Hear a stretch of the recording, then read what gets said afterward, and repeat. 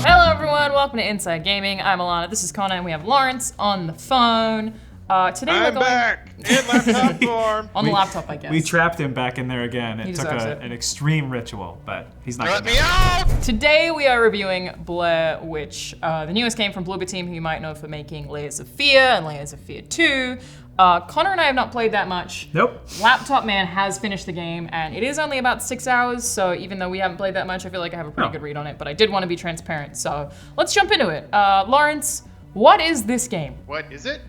It's if you play Bloober Team games, you really know what to expect here. With the addition of dog. Dog is fresh, so that's There is something. a dog. Love dog. But actually, a lot of it, it's tough to talk about it in specifics because a lot of it is sort of discovering what the main character's about, what their motivations are, what demons in their head get brought out by these creepy woods, and the titular Blair Witch. So I don't want to talk about that too much in detail, but essentially it does follow sort of that sort of format.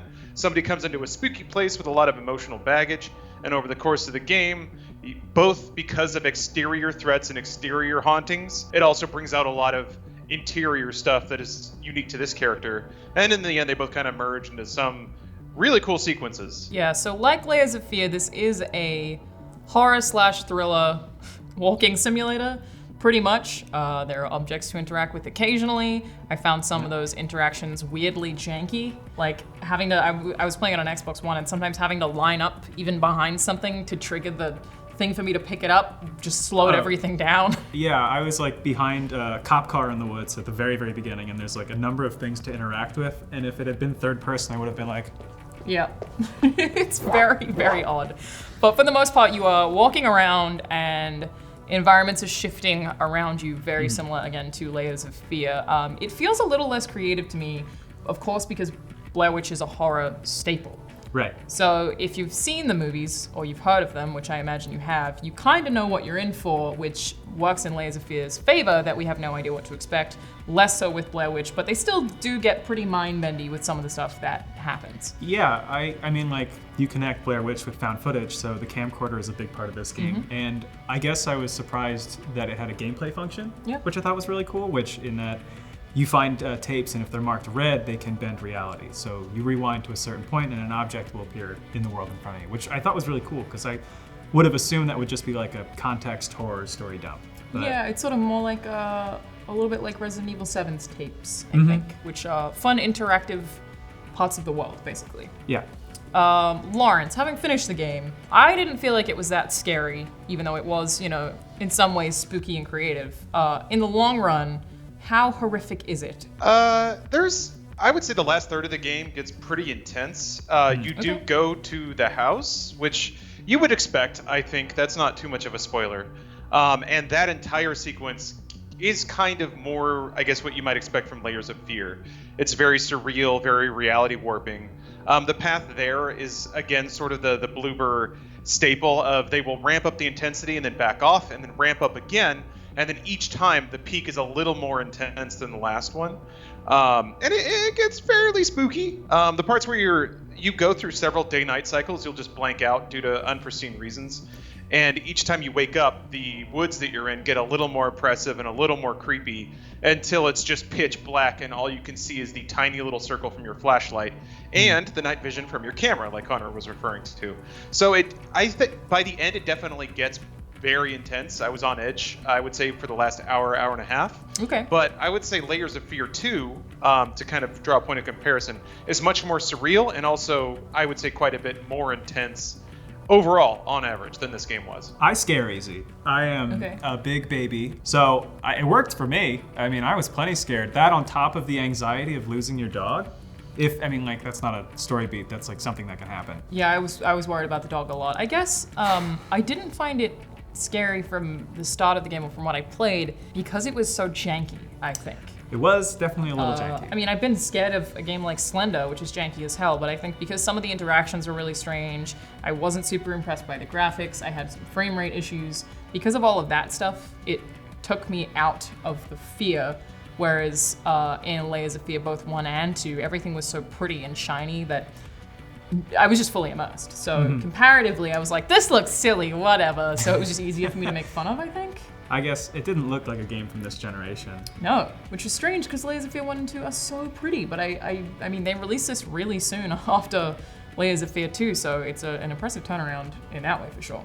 Yeah. Lawrence, do you feel like from the hours that you put in, is there a satisfying story conclusion or payoff like Layers of Fear 2 has? Well, that's a tough question. Layers of Fear 2 was pretty, I would say, open to interpretation. I think that there are some story beats that are pretty concrete in there. Blair Witch is much more deliberate and literal about what happens at the end. And by my accounting, it's not the most groundbreaking. It's like when it ends, at least for me, I was like, yeah, okay, that makes sense. I basically saw that one coming. There are multiple endings, though, like any good Bloober Team game, I guess. So there are a number of things that can happen to the player character. There are a number of things that can happen to Dog. Bullet, I believe his name was. Yes. So, there is a little bit of variability in there, and all those things are ostensibly tied to how you play and what you do. Although, thinking back, how you treat your dog is an obvious one. Whether or not you feed him treats and keep him close and pet him, and you should pet him. That's important. Not like literally, but just in general, you should always be petting good boys. Strongly agree. Good boys. But yeah, in terms of like the actual ending, it's that weird fuzz of I'm not exactly sure what I could have done differently aside from just pick up more pick-upables. They have the like carved statues and the tapes. So there are collectibles. Maybe I just needed to get a critical mass of those to get a different or better ending. But yeah, I think the story beats hang together well enough, even if it's not going to blow your mind or really give you a lot of interesting food for thought, like Layers of Fear 2 did for me, at least. Well, I feel like that's a little bit, again, having not finished this game, how I feel about it overall is, yeah, it's cool. It's short. Some of the stuff's creative. It's familiar. I feel like very middling about what I've played so far. I'm not excited to go back, whereas I was really excited when it was revealed, but I'm not off-put by it. Does that align with how you feel as well, Lawrence, or do you feel strongly one way or the other? Well, I agree with a lot of what you said, really. I played it on PC, so for me, the frame rates weren't really an issue, nor were... It did look like more of a modern game, even if it did look a little bland at the beginning. I think when you're wandering around the woods, it looks okay. Then once you get into the middle or the last third of the game, then it starts to go a little more off the rails and use some pretty cool visual techniques. So, I'm a little split on that one. I will agree that like the game was buggy. There were a number of times I had to restart checkpoints just to get an event to trigger properly or to like open a door. My guy would just stand there and freeze multiple times, which that kills any spookies pretty quickly when you have to treat a game like a game instead of really getting immersed into it. So that was a bit of a bummer, and I kind of chalk that up to the speed that it seems this game was turned around in. But I will say that I enjoyed my time with it. I come into these games with not super high expectations. It is that walking simulator, haunted house kind of deal. And to that degree, it gave me what I was looking for. It didn't surpass my expectations, but it met them well enough. Okay, well, can I ask, what would you say were the biggest pros of the game, and what do you like about it the most? There were some parts at the end that were interesting, a little more, I guess, mechanically interesting. So Layers of Fear 2 kind of introduced, kill states. There were enemies that would chase you. There were like lasers that would rove on a path, and if they hit you, you'd have to start over. There is an aspect of that in Blair Witch. I don't want to spoil it too much, but they do find a way to use the camera in a way and make you play in a way that is pretty legitimately tense and terrifying. It's the sort of thing where you have to get close to things you don't want to get close to. Fatal Frame style. It's similar to that. It's not cool. So Fatal Frame was cool because it was more of a gameplay mechanic.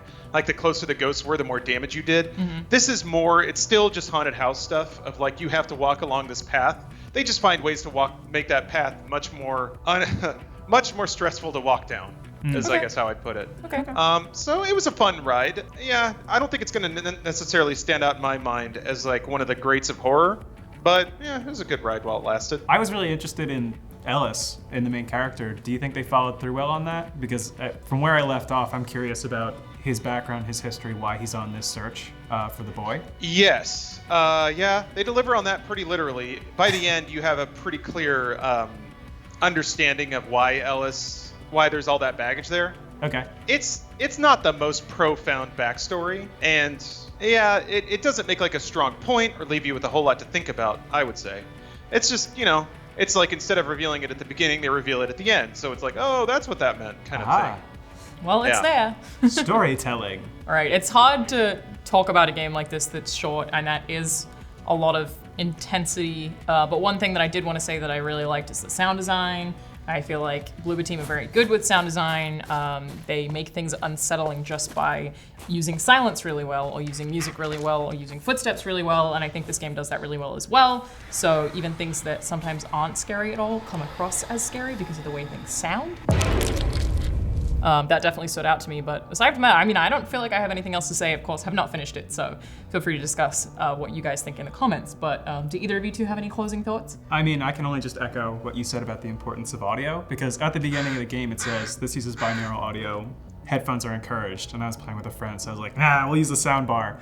And I was constantly losing the dog and losing my place. And clearly the sound design is like key to playing this game. So otherwise, I'm excited to see a little bit more of it. I don't know if I'll play it through to the end, but I like being scared. I'm scared easy, but it doesn't mean I don't enjoy it. Sometimes, I maybe, respect that. Occasionally. I don't know, I'm gonna shit my pants. How about you, Lawrence? Yeah, I think you guys have a good impression of what this game will be. If you're a big fan of haunted house games, and we're heading into Halloween, so for my money, you can never really get enough of these. I think the price might be a little bit high for what it contains in the runtime of the game. It's around the $30 mark, depending on various sales or platforms that you're on. So yeah, I think this is one I would recommend Layers of Fear 2 to a lot of people, just based on how wildly creative it is and how surrealistic it gets, and how creative it was with level design and sound and visuals and cinematic reference and all these things. I think there's plenty to dig into there. This one's a little bit of a harder sell. I think you have to be a pretty core fan of the haunted house experience to enjoy this one. But if you are a fan of the haunted house experience, it's going to give you what you're looking for. So, but everyone else might want to stick to something else. Yeah, I think that's fair. Pretty middling review from all of us. But yeah, I mean, if you have any questions, make sure you leave them in the comments below. Tweet at Lawrence, because obviously he's the one really reviewing it. So if you have questions for the laptop, feel free to tweet at him. You can tweet at me too. Yeah, we'll probably have it finished pretty soon, but I did feel confident enough speaking about it because it is easy to pick up on what they're doing very quickly, and it is a short game. So I feel like I've played about half. Right. I mean, they could just tweet at me about anything. Just in general. Yeah, lunch, funerals, dogs. You really covered everything. Yeah, that's the three biggest parts of life. Tweet at Connor about lunch, funeral, and dogs. Thank you for watching Inside Gaming. We'll see you next time. Today we are reviewing Until Dawn 2, which is not actually what it's called. It's Man of Medan? Yeah, the Dark Pictures Poland. Correct. Man of Medan. Medan. I finished it and they never said the word out loud. Medan? We're gonna go with Medan. Yeah. And this is the first of, in theory, a bunch of shorter story/film games that are going to come out like this.